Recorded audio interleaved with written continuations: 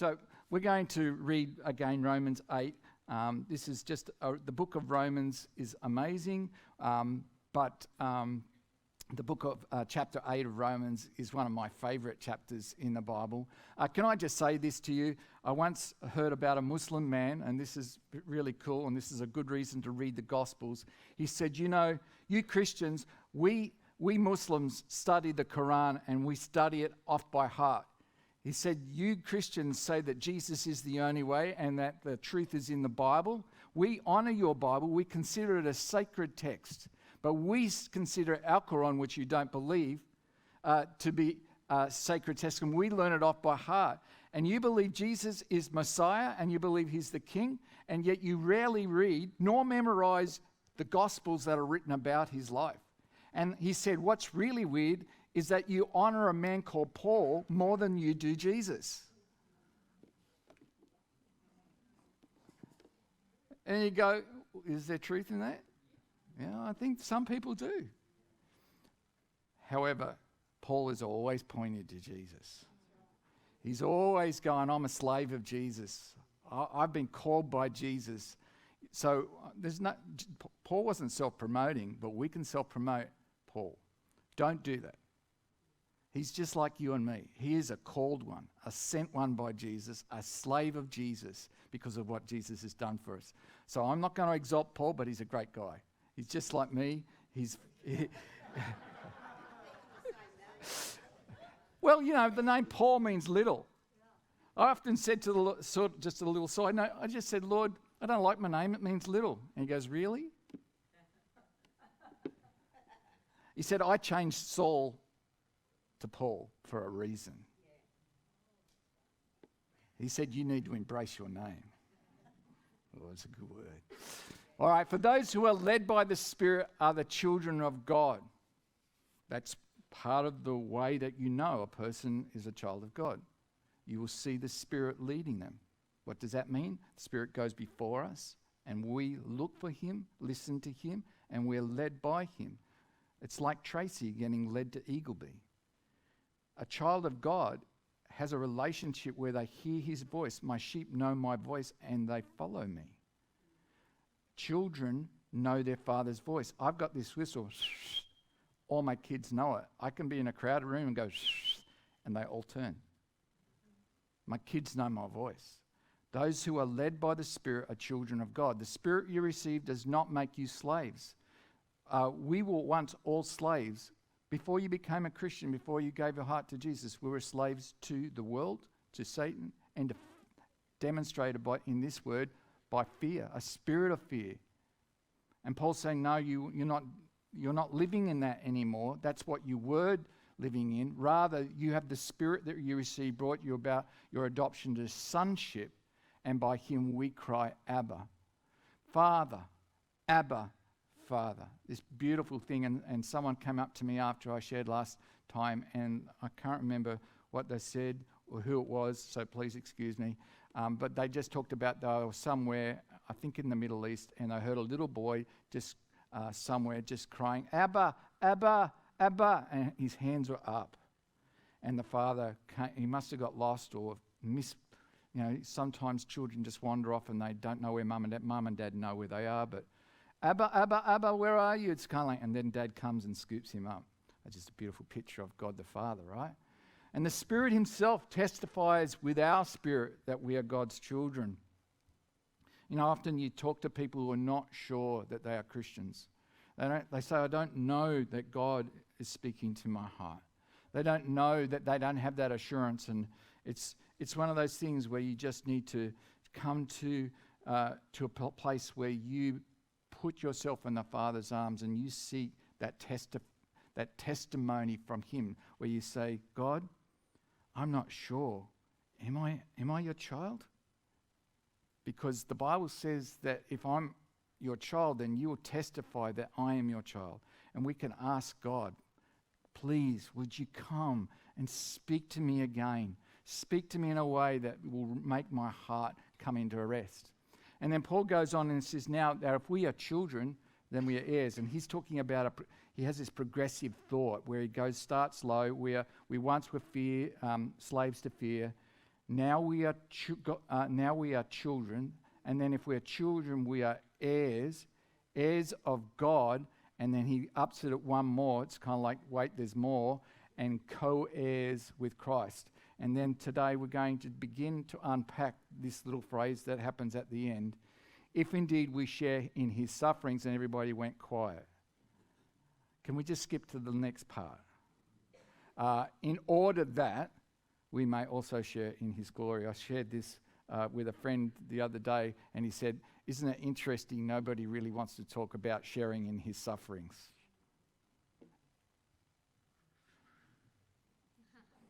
Am I the only one that doesn't want to talk about that?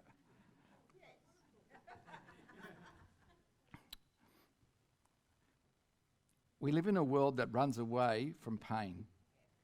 We don't like it. We do everything to avoid it. We do everything we can to get ourselves out of it.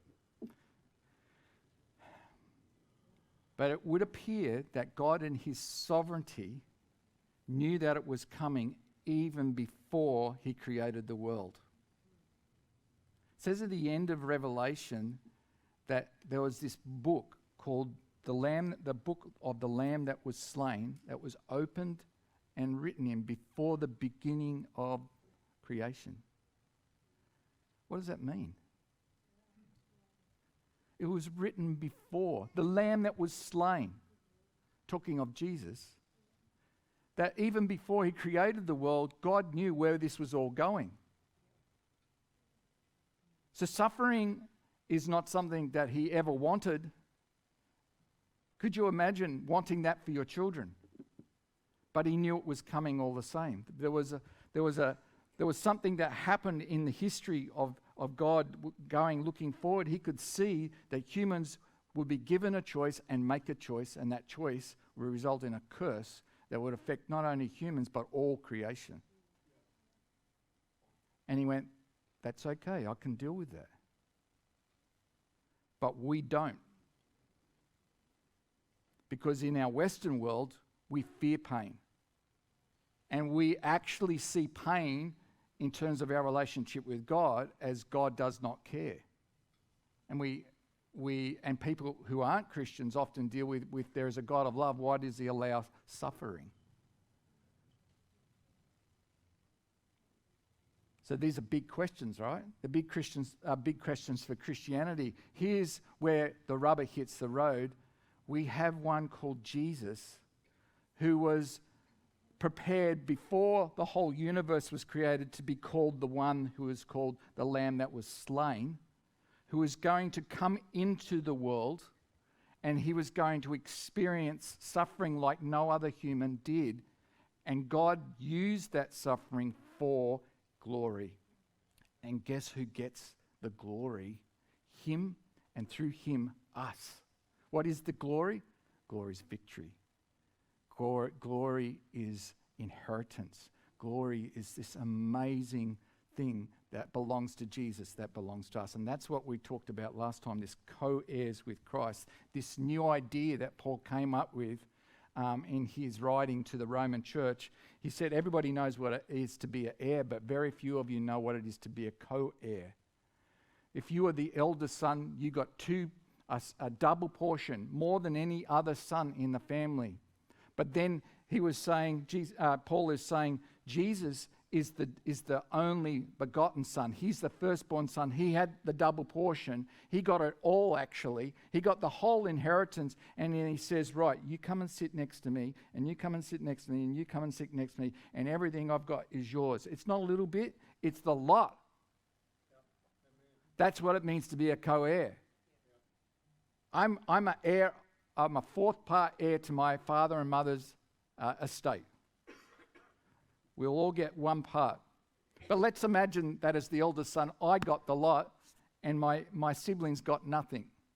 But if I said, that's okay, you'll be co-heirs with me. Everything I have is yours. Would that be good or what? They'd be happy.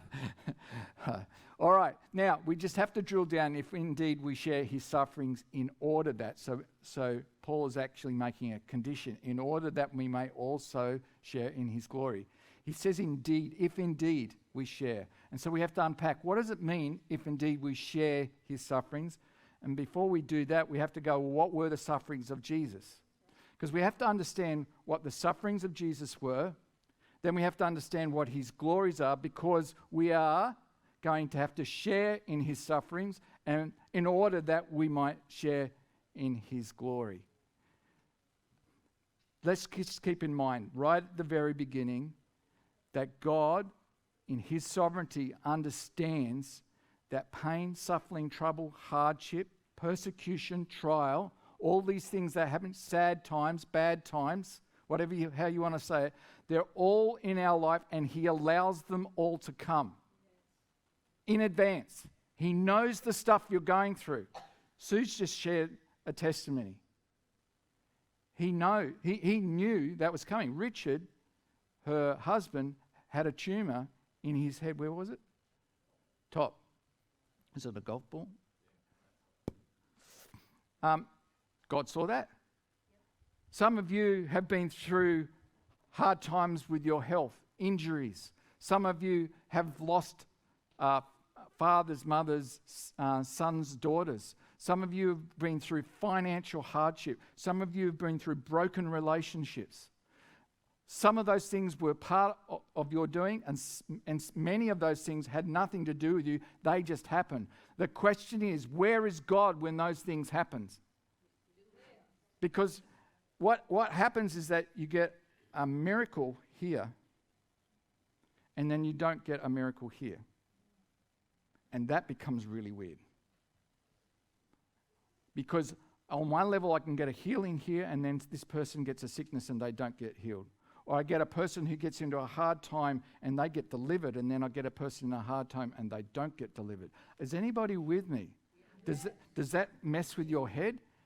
And doesn't it sometimes feel like God is random in the way he chooses to heal someone and not heal someone, or rescue someone and not rescue someone? But the question is God random? Right. Yeah. Yeah. God's ways are not our ways. There are some things that, and we talked about answers here just before, about the wanting answers. You remember the story of Job? And his 4 counselors came and they gave all the answers and none of them were right. And then Job did the dumb thing of believing them just for a little bit. He'd done really well, and just at the end, he asked God questions. And God says, who are you to ask me that? You're a good guy, Job, but boy, you just let yourself come into these guys who are telling you all this stuff that's not right. And he goes, who are you? Job's a great example of a person who was a righteous man, and yet he suffered. And God, when you get that backstory of Satan coming to God in the heavenly realm and asking for a case study, that he could actually see a man that would follow God in the midst of pain. And then we've got Jesus, the man of God in the midst of pain. So, Paul goes on, he's got this progression. Once you were slaves to fears, but now, through Jesus, you're children. And the Spirit tells you he's children. But even more than children, you're not just simply children with an identity. You're actually heirs with, you have this relationship and identity, but you are heirs with the resources of heaven. And then he says, but that's not all. You are co-heirs. You actually are called to rule and reign with the resources and the relationship. You're called into this beautiful, powerful realm as a child and an heir and a co-heir. That's why Paul says in another place, it says, you've been seated with Christ in heavenly places. That means you've become a joint ruler with him, which is just crazy.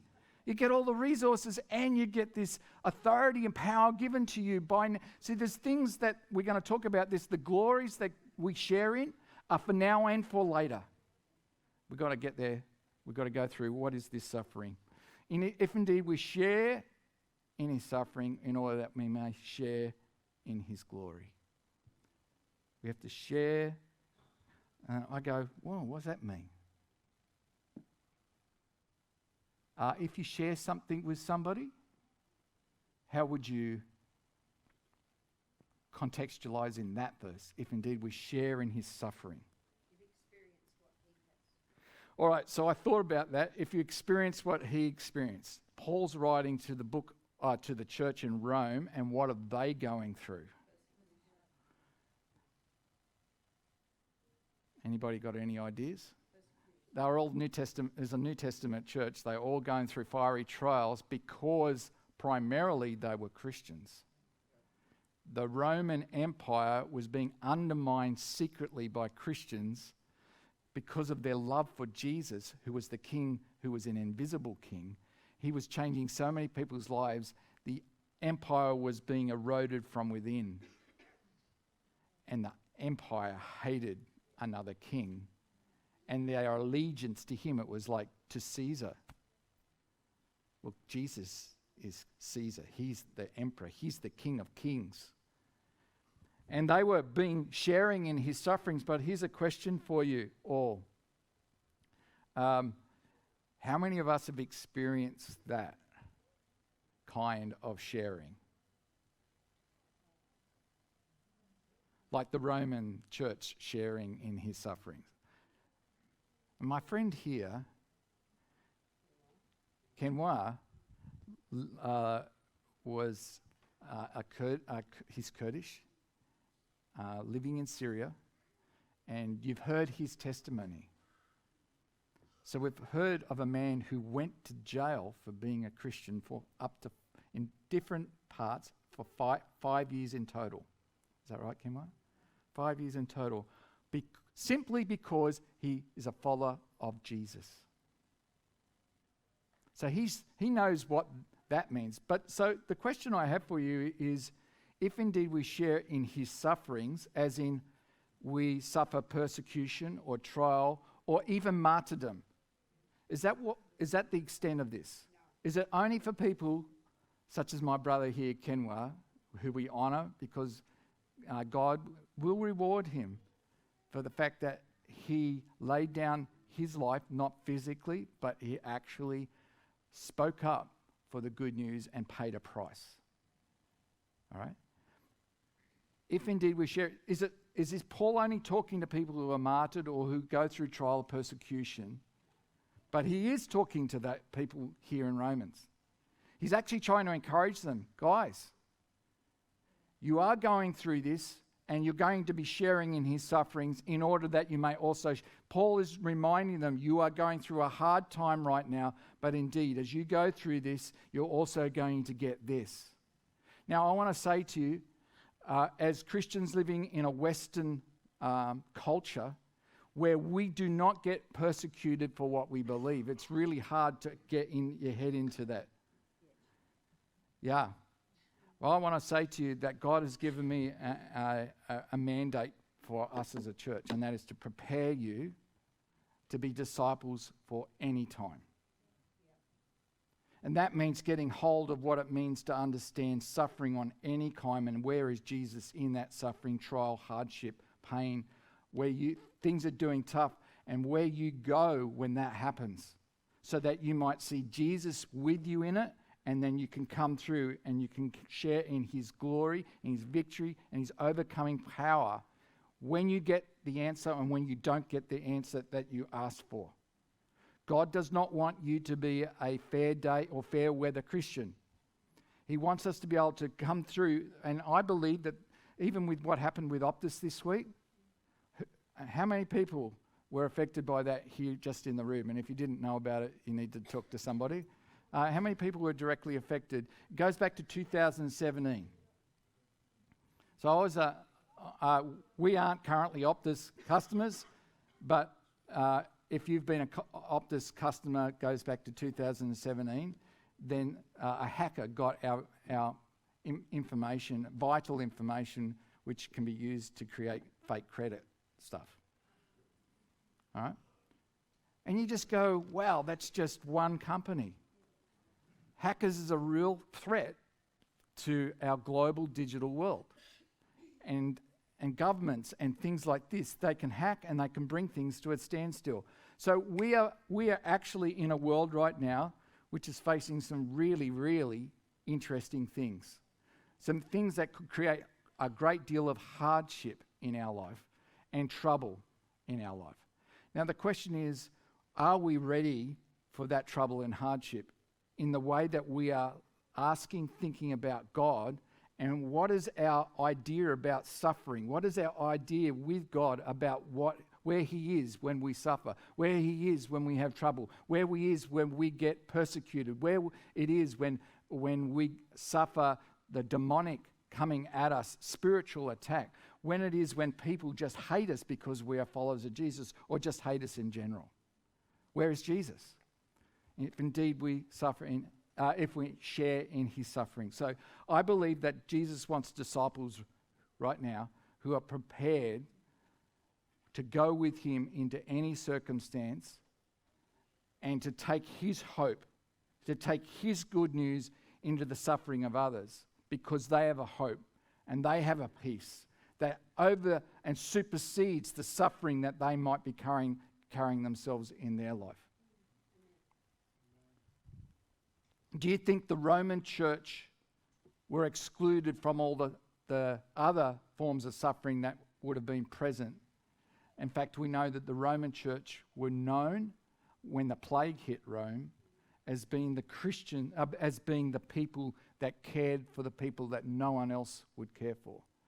They went in, they collected the bodies, they went in and helped people through this plague. They washed them, they cared for them, they put their own lives at risk to reveal love that shone out in an act of mercy that others saw and said, "You're not afraid of dying." No. You're not afraid of getting sick. Well, I don't want to get sick, but I want you to know Jesus, so I'm here. This is very cool, isn't it?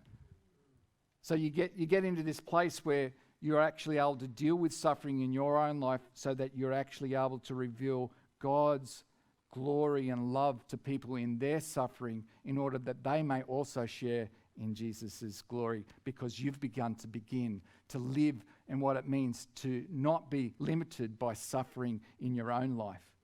I think the worst thing that can happen to you is where your suffering takes over your whole being and your whole thinking, and you can't see that God could use this for His glory. What were Jesus' sufferings and what were His glories? They're the two big questions that we need to begin with. So let's just dive into what were Jesus' sufferings. I'm just going to go back. Okay, just with the person next to you, there are two kinds of sufferings. One were the sufferings that Jesus experienced simply because He was human. And there's a second kind of suffering. It's the sufferings that He experienced because He was the Son of God and He had a mission from the Father. And He came into direct confrontation with the enemy and sinful world that was connected to the enemy, Satan, and into a corrupted world which had sickness and broken stuff going on around it, and into a military occupation in Israel. Jesus confronted all those things, right? So now I want you to just talk to the people around you. What were the human sufferings that help us to understand that we have a Saviour who became just like you and me? Wouldn't it be... I don't know about you, but I just love the fact that Jesus was completely human. I can't go, well, you had an unfair advantage. You were protected. You had privileged life. True? Okay. You've got a minute. What were the things on a human level that Jesus faced that we face? Can you give biblical examples from the Gospels? You got a minute.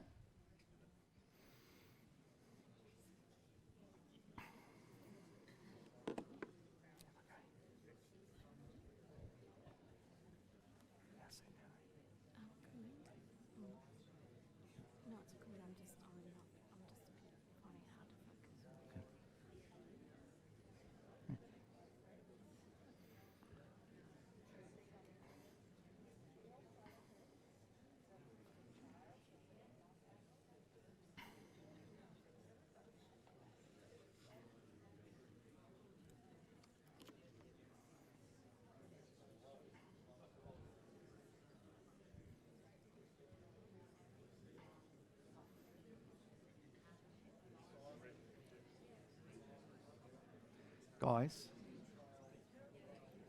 Aaron, is the AC on?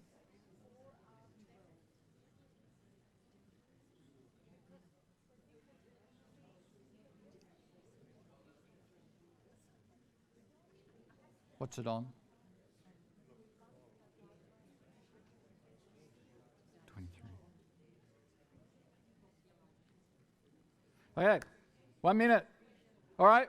Some of his human sufferings that he can identify and say, I know what it feels like to be you. Betrayal's one. Simple things first. Simple things. Rejected by his own family, yes, and also misunderstood by his mum at the temple. Where were you? Picked on at school. He got bullied. We know he got bullied. Yeah, well, true. There was a big question mark about Jesus being born out of wedlock. Oh, good one. Nice one. Yeah. Anything else? Simple things. Come on. Now, the question, we don't know if Jesus got sick, right? But if he was human, then he probably got colds and flu and viruses. We don't know that from the Bible. But what are the things from the Bible that we do know for sure? Hungry. Grief. He wept. He had tears. He had to put up with 12 different individuals for at least 3 years and work with them. He had to put up with a team.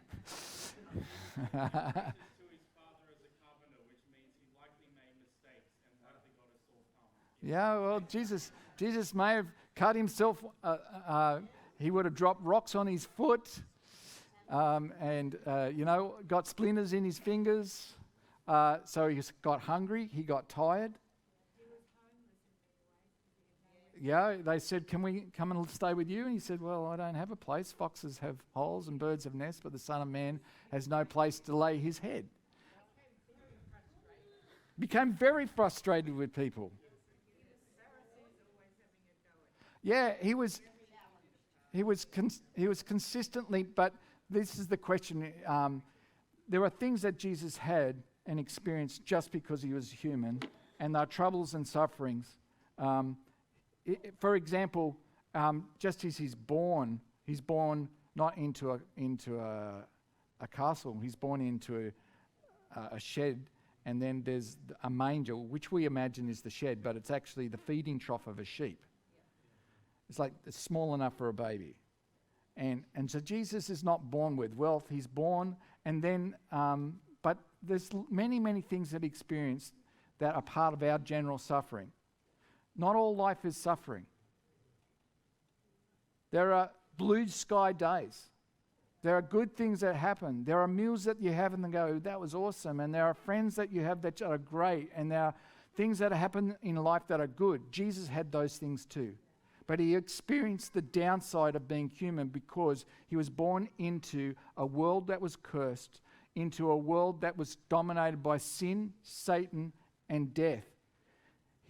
We know that by the time Jesus started his ministry, Mary was alone. So we assume that Joseph died at some point there. So Jesus experienced the extent of humanity in general because he was 100% human. And for that alone, I share with him that. And that I am 100% grateful for.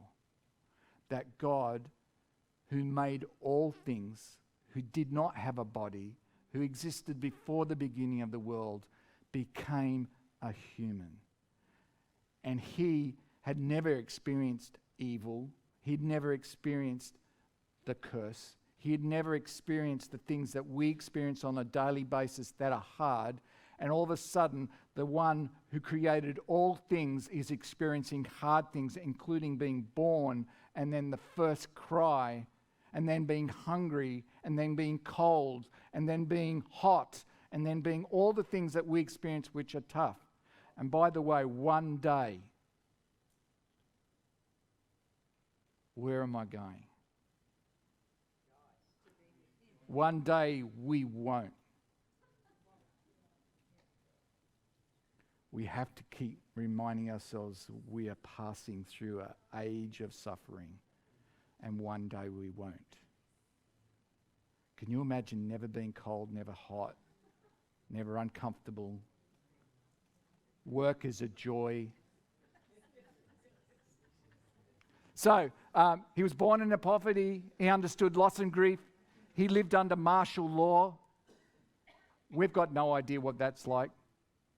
Some people in the room may know what it's like to live under where you have a foreign power in control of your country. Yeah. Melbourne, that's right. Romans. He hungered, thirst, tired, sorrow, tempted. Never been tempted, but he got tempted as a human. He had emotional distress. He understood injustice. He understood misunderstanding. The list could go on. You name it, you experienced it, he probably did.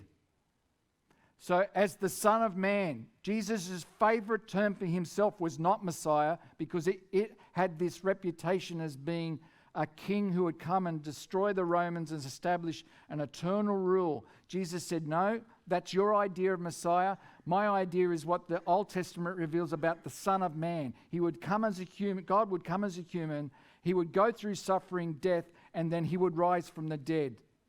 That's the Son of Man. So, then as the Son of God. So, what I'm going back. So that's the Son of Man. So you're going to get into groups again.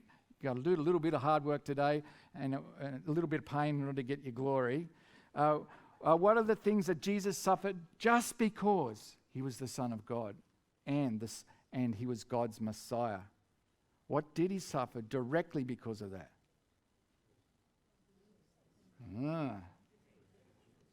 What did he suffer that we haven't had to, but maybe we are called to because of who we are and who we serve?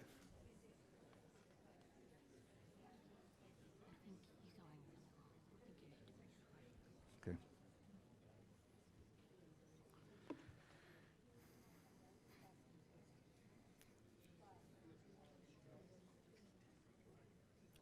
Okay, short time this time. What did Jesus experience because he was the Son of God? We understand he experienced all the things that we experience, and some of those things Jesus experienced because he was the Son of God too. But was there anything particular that he suffered because he was the Son of God and he had a mission from the Father to come to the earth? All right, let's take a few. Death. We all experience death.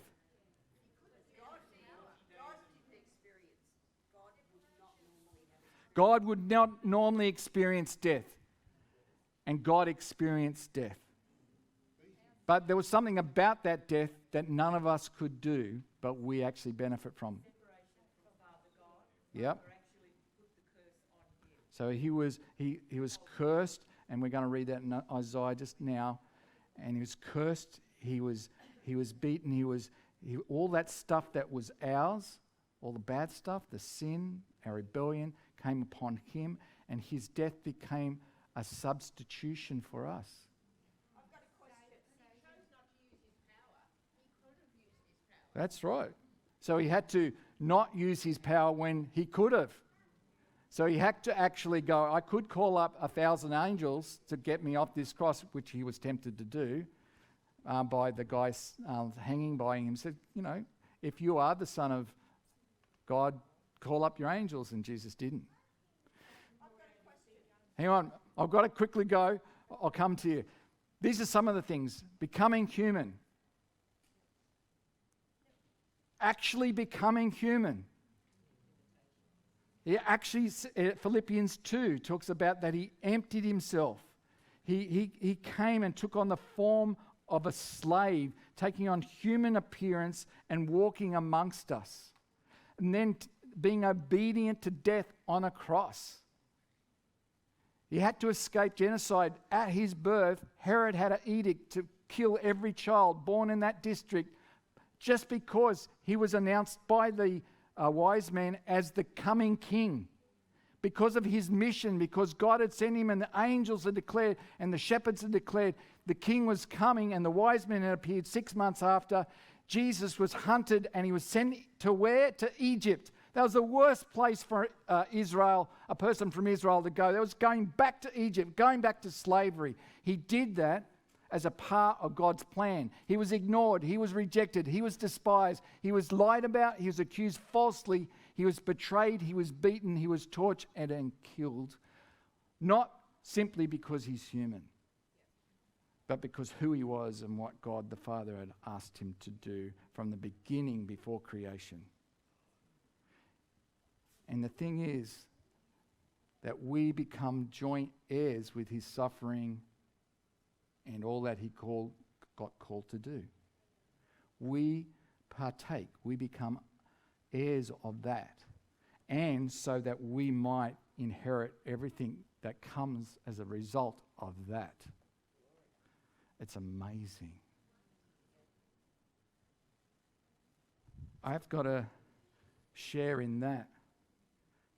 Jesus shares in my humanity, and I share with him in that. It's really cool. This is the good news. Anybody here who doesn't feel right with God, who knows in their heart, I'm not good, and I've got no way to save myself. I've got good news for you. Jesus did all that with one plan and one purpose in mind, and that was so that he could touch your heart so that you might receive all that he did when he was ignored, rejected, despised, lied about, accused falsely, betrayed, beaten, tortured, and killed. That if we share in his suffering, that we might indeed share in his glory.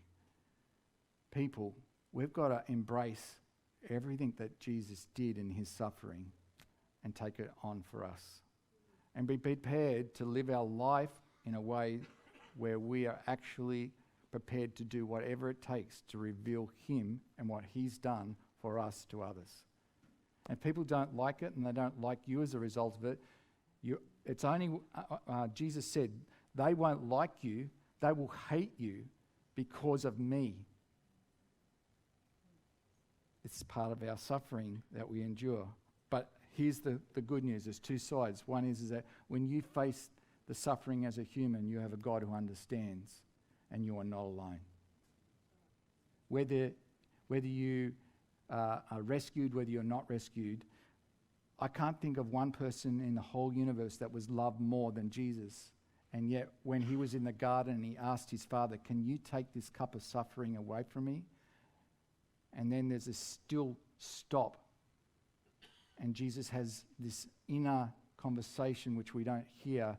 And then he says to his Father, but not my will, but yours be done. There are times we're called to go through things that we don't understand, and there are things that we do understand and we don't have the answers, but God says, will you just trust me through those bad times? I will be with you. There will be times when you will be rescued, and there will be times when I won't. Jesus did not get rescued off the cross. Why? Because there's a bigger picture that God had in mind, and we trust God for the bigger picture.